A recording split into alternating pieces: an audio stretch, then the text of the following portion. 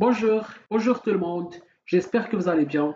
Toujours, celui qui n'a pas d'objectif ne risque pas de l'atteindre et nul vent n'est favorable pour le marin qui ne sait où il va.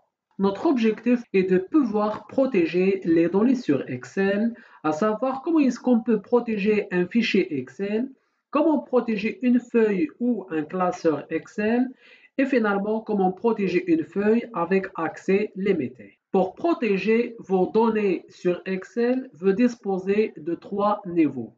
Commençons par le premier niveau, c'est-à-dire protéger tout un fichier Excel.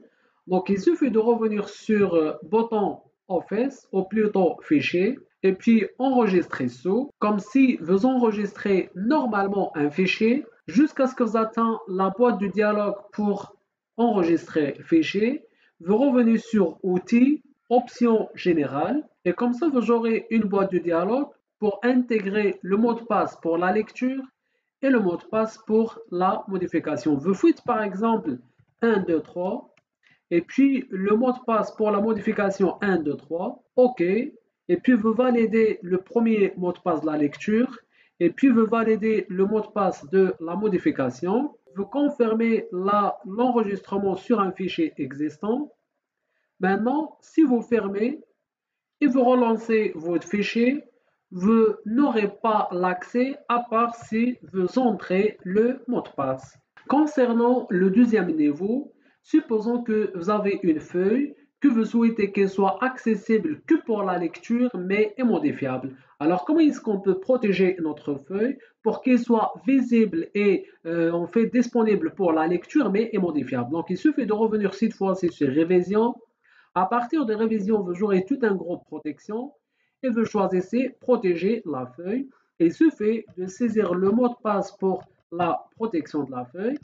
Maintenant, c'est quoi la différence entre protéger une feuille et protéger un classeur? Alors, supposons que cette feuille est une base de données que vous avez masquée et la deuxième feuille constitue la feuille des analyses et des résultats générés depuis la base de données masquée et vous souhaitez que la base de données masquée ne soit plus accessible et puis qu'elle génère uniquement les résultats. Alors, si vous revenez sur protéger le classeur, et comme ça, vous protégez les limites du classeur. Regardez pour le moment, on peut afficher, masquer, renommer une feuille, mais quand vous protégez le classeur avec un mot de passe, et là, vous avez protégé votre classeur, c'est-à-dire on peut ni afficher, ni masquer, ni renommer, ni supprimer, mais cette feuille accessible pour la modification.